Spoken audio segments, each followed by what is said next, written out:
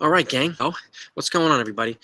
I had a bunch of really cool slides, but StreamYard and Canva are acting a little funny today, so I don't have them. So I'm just going to go straight up gangster with you guys, all right?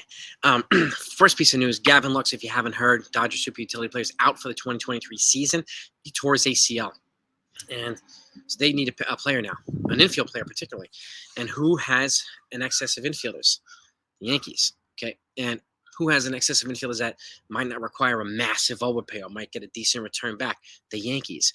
Two guys in particular, IKF and Gleyber Torres. Now, Gleyber Torres has the most trade value, obviously, but the desire to move him was probably going to be a little bit less. But with that said, you can probably get a pretty solid return from the Dodgers one way or the other. IKF, I can't see anything maybe but a prospect between 15 and 20 for the Dodgers, and they still have a top farm. Gleyber Torres, there might be a long shot. You might be able to get a top five. But I'm thinking between 6 and 10 for Gleyber Torres. But if you package both of them together, you might be able to put together an even bigger trade with the Dodgers, who are clearly looking to save money for two things, right? To re-sign Julio Urias for next year, one of their ace pitchers, and to make a hard run for Shohei Ohtani. So they're staying under the threshold, trying to be thrifty. And again, IKF is on a $6 million salary for the season and nothing after. Gleyber Torres has 2 more years left of arbitration. He's at about $9 million for this year, and he's under control for next year as well. So he could net a good return. And again, if you're going to trade one of them, you trade IKF for a prospect. Maybe you trade Gleyber Torres for potentially an impact player.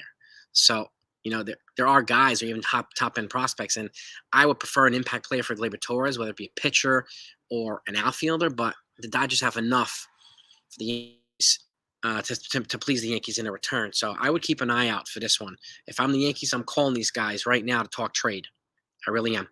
So it'd be a wise idea, in my opinion, for the Yankees to do this. And again, they can strike while the iron's hot. The Dodgers are going to be acting from a position of potential desperation because they don't really have an obvious replacement for Lux right now.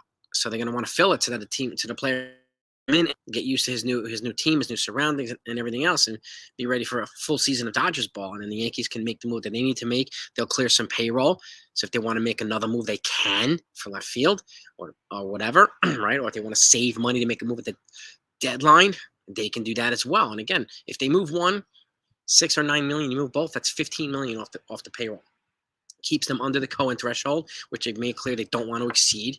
Okay. And again, it opens up some positions, which also blocks Volpe even less. And I don't think Volpe right now is ready for the major leagues anyway. I think he'd be probably a mid-season call-up. I think he needs some more development at AAA.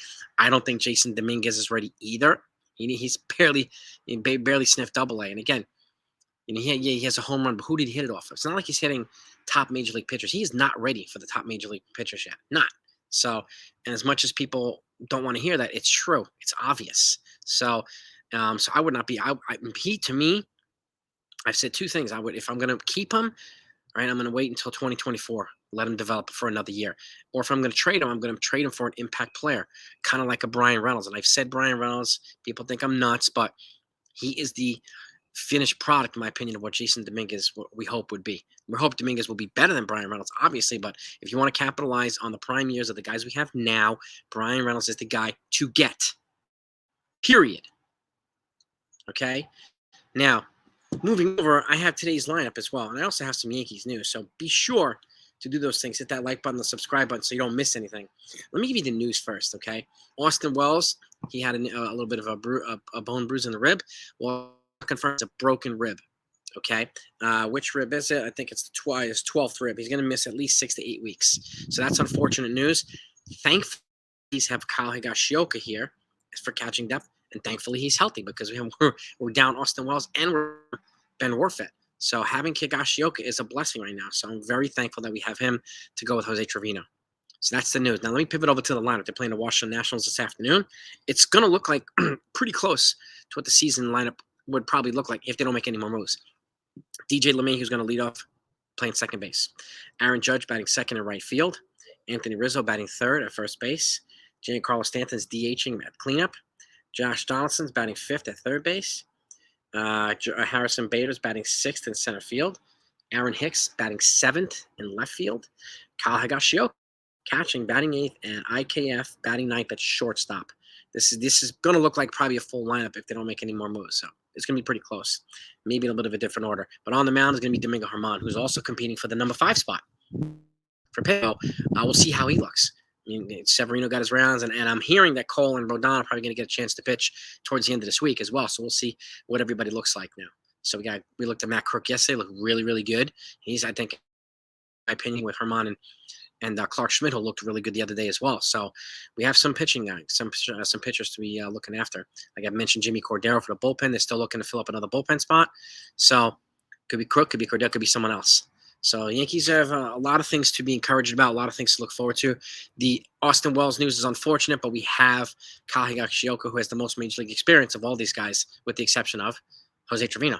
They're kind of straight up there with each other, but they'll platoon together as catchers. But that's what I got for you right now. Let me know what you think of the Gavin Lux news.